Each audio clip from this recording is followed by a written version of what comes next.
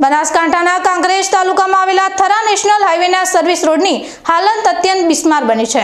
Service road પર ઠેર ઠેર મોટા ખાડાઓ પડ્યા હોવાથી વાહન ચાલકોને ભારે હાલાકીનો સામનો કરવો પડી રહ્યો છે। તાજેતરમાં આ ખાડાઓને કારણે એક ગંભીર અકસ્માત સર્જાયો હતો, જેમાં એક મહિલા ઈજાગ્રસ્ત થઈ હતી।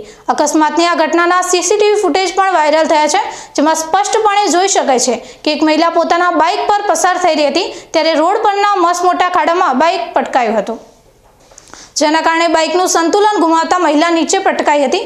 સદનસીબે મહિલાનો આબાદ બચાવ થયો હતો, પરંતુ તેમને નાની મોટી ઈજાઓ પહોંચી હતી। સ્થાનિક લોકોના જણાવ્યા મુજબ થરા નેશનલ હાઈવેના સર્વિસ રોડ પરના આ ખાડાઓ વિશે તંત્રને અનેકવાર રજૂઆત કરવામાં આવી છે, તેમ છતાં તંત્ર દ્વારા કોઈ કાર્યવાહી કરવામાં આવી નથી। વાહન ચાલકોના જીવ જોખમમાં મૂકતી આ પરિસ્થિતિ છતાં તંત્ર મૌન સેવી રહ્યું છે।